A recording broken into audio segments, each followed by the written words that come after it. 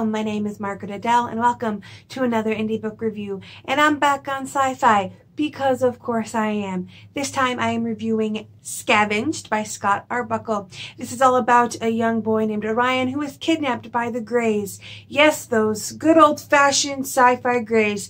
And is experimented on, giving himself a ton of new cybernetic tech, and then is just kind of released into the world. He meets up with this girl named Lyra, who's also been experimented on, but in her case she has like mental powers, and they meet up and connect over their mutual hatred of the Greys and their past trauma. And a lot of stuff goes down. They meet up with the resistance fighter and decide that they're going to try to take on the Greys. And it was interesting because I don't actually see a lot of books named the Greys specifically. The Greys are the closest thing in sci-fi to like a standard creature, almost kind of like the reptilians. Like there's not a lot of sci-fi standard creatures as there are in like fantasy with like vampires and werewolves and stuff. Most aliens in sci-fi are made up for that universe. So I was intrigued to see a take on the more, I mean, some people think they're real, but more standardly accepted aliens, I guess you could say. And there are lizard people in here too. They're called the Lacertas.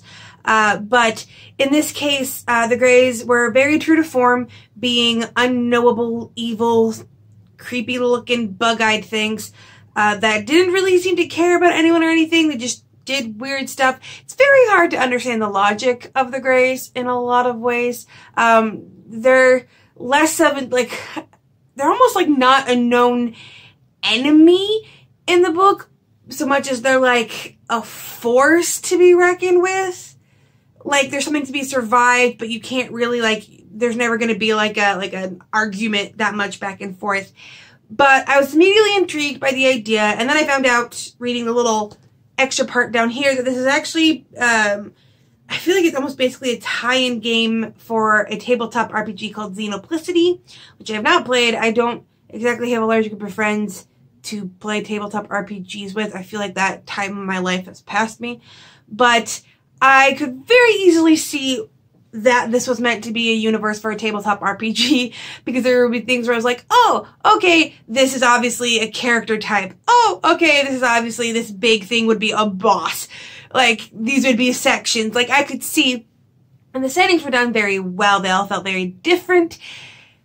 But that was about the real shining part of the book, and a lot of the rest of it were struggles.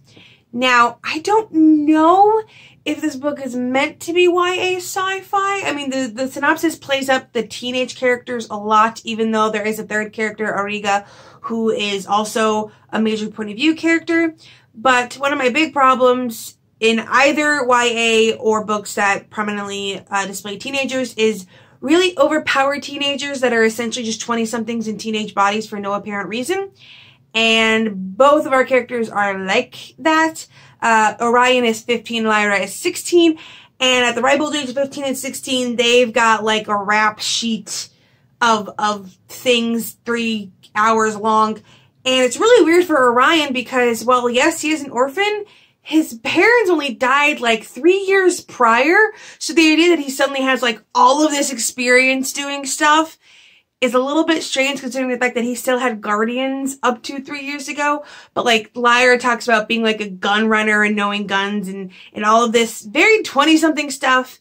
And also their powers have no learning curve in that they just don't need to work on them. They get their powers and pretty much almost immediately are kicking ass and taking names with next to no issue. Which became an issue for me because if I can't believe at least a little bit in your character's vulnerability, fights don't mean that much. Like, yeah, really cool fight scene, but I'm not really emotionally invested because they've not shown themselves to be struggling or vulnerable, so why would I for a second think this wouldn't turn out exactly the way they want it to? Which was a really big struggle for me. And then there's the introduction of another adult character named Auriga, and I'm not exactly sure how old he is, but it is shown that he had like a wife and son before the world went to heck. I don't know why I censored myself there. regardless, Auriga is gotta be like minimum 30s, if not older, but the narrative doesn't show any difference in maturity aside from the fact that he knows about stuff before the Greys came and before it turned into a wasteland. They call it the Great Harvest. So again, it made the teenagers feel even less like teenagers, that they felt functionally on the same level as someone who was old enough to have had a family years ago. And also, Auriga, as a character, I couldn't tell if the author was trying to make him complex or just kept flipping between who he wanted the character to be. Because at times, he was very smart, almost that kind of, I need you to be this smart for info dumping purposes so I can explain these concepts through dialogue. And at other times, a walking, total walking Hispanic stereotype. The narrative will refer to, like, Lyra as the psionic girl, and it will refer to Orion as the, I think it's like the cybernetic, and then refer to Auriga as the Mexican. What? Like, no one else in the story is referred to by their ethnicity either.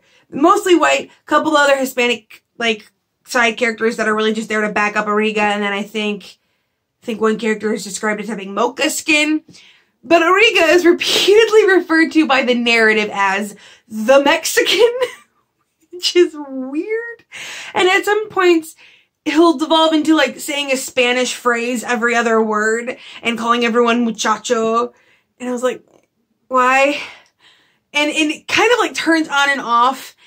And you could make an argument that he turns it on for, like, a certain group of people because he thinks that that's what they're expecting of him. And so he's kind of playing to that, but the narrative never makes that explicit. So if that is the intention, it is purely subtext. But also, he flips so much. He doesn't really seem to have any real concept of loyalty. He doesn't hold any kind of a grudge. One character that he hated 5 pages ago could be his new ally, and he's just cool with it now. He seems to flip between allies very quickly, but the narrative, again, doesn't really make that canon of his character, that he doesn't seem to have any loyalties, even though he was originally supposed to be part of the resistance. And, like, yeah, he still holds to those ideals, but it doesn't really hold up with the company he's keeping. Like, it's very muddy in that aspect. So the characters were iffy. Orion does have a bit of an emotional arc and an emotional struggle that would kind of be akin to something a 15-year-old might have.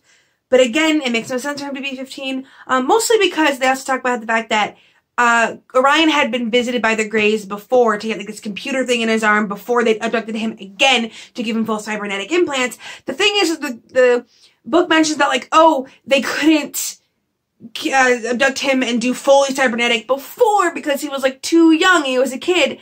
But I'm sitting here thinking to myself, 15 is still young. Like, no boy is done growing at 15, so the whole, oh, well, he's, you know, his body's more mature now. Yes, it's not done growing. It's still not a good time to give cybernetic implants if you're afraid of, like, the growing human body going wonky. Like, there's still a thing there. But all of that stuff aside, the biggest struggle with this book, aside from everything else, was the writing style. This is some very purple academic prose with a lot of 10-cent words. Now, most of the time, I chalk that just up to artistic differences. Some people love purple prose with long, flowery things. For me, however, this only matched up with a bit of the writing and the setting and the plot. For example, you know, when a character is having a crisis and staring out into the cosmos and thinking big thoughts, okay, that makes some kind of sense. Or when they're talking about big, like, genetic experiments. Okay, 10-cent words. But there are certain times where you have characters, like, wandering through the desert. And the one that stuck out to me the most was Orion is walking through the desert, having some deep thoughts that are referred to as ruminations. And he comes across this old shack, this broken out shack in the desert. Only the narrative refers to it as an impoverished chamber, which felt wholly out of place. This is a very gritty, killer aliens, lives are on the line, we're fighting for the upper hand in an evolutionary sense. with very flowery language. So it didn't really fit. I think in my written review, I referred to it as someone trying to describe Mad Max using phrasing from Downton Abbey. Like, in certain aspects, it would fit if they were like in a lab setting, and then they would switch to like, you know, a shootout in the desert, and I'm like, also, there were some moments where, and I don't know if this is supposed to make me dislike the character or see the character as morally gray, but a lot of times, Auriga especially had a whole looking down on the human population and look at these sheep running around in terror. No shit, they're running around in terror. Evil aliens are dropping down from the sky and abducting people. But like Auriga's like these vassals that are just all conforming. They're running in fear because they're scared. And I just get annoyed. I was like, I don't know if this is trying to be some grand statement about things, but the minute anyone refers to the human race as sheeple, I mentally check out and stop paying attention, because that is just a dumb mindset to have about humanity. And again, it was not framed as Auriga having like turning to the dark side moment. It was almost framed as him having like this revelation that then inspired him to move on to the next plot point. So I can't say if that was specifically framed to be bad. Like I said, everything I read from this, especially the character Auriga, was basically me reading subtext and hoping that's what the narrative meant. The narrative was not very good at framing things in such a light that you could tell the author's intent because of the 10-cent words, because everything was written so flowery that it took a lot of reading between the lines and hoping that you were reading it correctly, which was just very iffy. But like I said, the setting and the world building are definitely lending themselves to a world that you could put yourself in a kind of tabletop RPG. Now, I would hope the RPG didn't have as many 10-cent words, because you can't really explain things in an info dump in an RPG, at least not well. So I imagine that if you take this world and then let people make their own characters or take their own characters and move them through it, it probably works out a lot better than if you try to take these characters and essentially represent an entire gigantic world in less than 300 pages. So I gave this book 2 stars. Never enjoy giving a book that low of a star rating, but at the end, I had to admit that while it had good parts, there were also a lot of struggles. So I believe this is the first in a series that I will not be continuing on with it. But of course, as usual, I would still read something else by the author. I am currently still closed to review requests, working on it. And again, yeah, it might be a little bit longer this time as I make sure that I'm really in a good place when I open up again. But I hope to do that soon. And with nothing else to say, I hope you have a wonderful day and a marvelous tomorrow.